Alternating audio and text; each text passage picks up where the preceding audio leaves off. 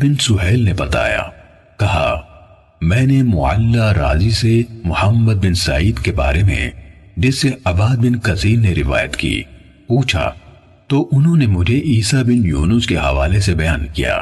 کہا میں اس کے دروازے پر تھا، سفیان اس کے پاس موجود تھے۔ جب وہ باہر نکل گیا تو میں نے ان یعنی سفیان سے اس کے بارے میں پوچھا تو انہوں نے مجھے بتایا کہ وہ کذاب ہے۔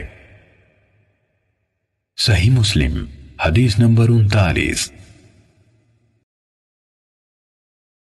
محمد بن ابی عتاب نے کہا مجھ سے عفان نے محمد بن یحییٰ بن سعید قطان سے حدیث بیان کی، انہوں نے اپنے والد سے روایت کی، کہا ہم نے نیک لوگوں یعنی صوفیہ کو حدیث سے بڑھ کر کسی اور چیز میں جھوٹ بولنے والا نہیں پایا۔ ابن ابی عتاب نے کہا میں محمد بن یحییٰ بن سعید قطان سے ملا تو اس بات کے بارے میں پوچھا، انہوں نے اپنے والد سے روایت کرتے ہوئے کہا تم اہل خیر زہد و ورع والوں کو حدیث سے زیادہ کسی اور چیز میں جھوٹا نہیں پاؤ گے۔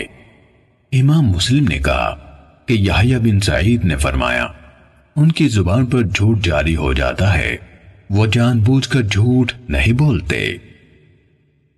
صحیح مسلم حدیث نمبر 40۔